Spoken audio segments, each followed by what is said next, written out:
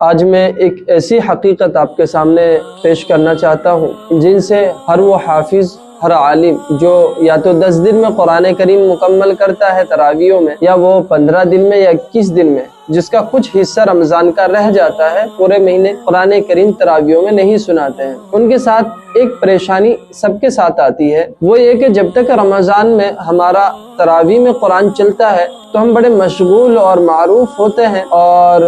وقت نہیں ملتا ہے کسی اور کام کے کرنے کا، اور پورا دن قرآن کریم کی خدمت، قرآن کریم کو پڑھنے اور قرآن کریم کی محنت پر گزرتا ہے۔ لیکن جیسا ہی ہمارا 10 رمضان کو، 15 رمضان کو، 21 رمضان کو قرآن مکمل ہوتا ہے، ہم قرآن کریم کو بالائے طاق رکھ دیتے ہیں، ہمیں ایسا محسوس ہوتا ہے کہ جیسا کہ رمضان چل ہی نہیں رہا ہے، کیونکہ ہم اس موقع پر کیا کرتے ہیں کہ ہمارے باقی دن غفلت، ادھر ادھر کی باتوں میں، فون کے استعمال میں ایسے ہی گزر جاتے ہیں، جبکہ یہ بڑا قیمتی اور بابرکت مہینہ ہے، اس میں نفلی عبادتیں فرائض کے برابر ہے،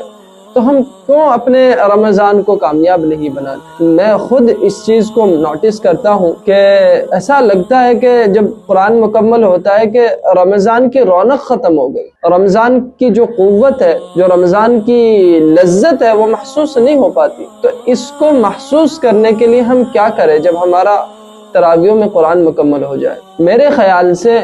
2 طریقے مجھے سب سے زیادہ بہتر لگے، جو الحمدللہ ہمارے ذریعہ آخرت کے لیے اور ہماری زندگی کے لیے بڑے مفید اور کارگر ثابت ہوں گے۔ پہلا طریقہ یہ ہے کہ ہمارا جب قرآن مکمل ہو جائے، جتنے بھی دن بچتے ہیں، ہم وہ کسی اللہ والے کی خدمت میں جائیں، ان کی خانقاہ میں جائیں اور وہاں جا کر اپنے نفس اور اپنی ذات کی تربیت کرائے۔ نیک آدمی کی صحبت انسان کو نیک بناتی ہے، تو اس لیے ہم اپنا تعلق اللہ والوں سے جوڑیں۔ جب ہمارا تعلق اللہ والوں سے جڑے گا تو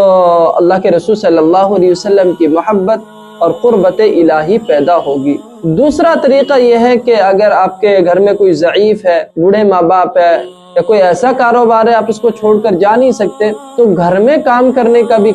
ایک بہت اچھا کام ہے، چاہے آپ شادی شدہ ہیں یا غیر شادی شدہ، دونوں کے لیے۔ کیا ہے وہ کہ آپ اپنے گھر کی خواتین کا، ماں باپ کا، بیوی بچوں کا قرآن اور ان کے عقائد، نماز اور مسائل درست کرائیں۔ ہوتا یہ ہے کہ حافظ قرآن بہت اچھا قرآن پڑھتے ہیں، ایسا لگتا ہے کہ جیسا کہ کوئی قاری باسط تلاوت فرما رہے، لیکن جب اس کی گھر کی اہلیہ کی، اس کے خاتون کی، ان کے والدین کا قرآن سنا جائے تو ایسا معلوم ہوتا ہے کہ اس زبان میں یہ قرآن کب نازل ہوا، کیسے نازل ہوا۔ قرآن نازل کروانے والے حضرت جبرائیل علیہ السلام جو قرآن لے کر آئے آسمان سے، وہ بھی یہ سوچتے ہوں گے کہ ایسی اس زبان میں تو میں لایا ہی نہیں۔ تو اس قرآن کو ہم کیوں نہیں صحیح کرا پاتے؟ جبکہ ہم خود لوگوں کو دعوت دیتے ہیں، خود لوگوں کا قرآن صحیح کراتے ہیں، اور اپنے گھر کا ہمارا یہ حال ہے۔ براہ کرم اس رمضان المبارک میں میری آپ سے مؤدبانہ گزارش ہے کہ آپ اس موقع پر یہ کام کریں کہ اپنی بیوی بچوں کا روزانہ لے کر بیٹھیں اور ان کا قرآن صحیح کرائیں، ورنہ آخرت میں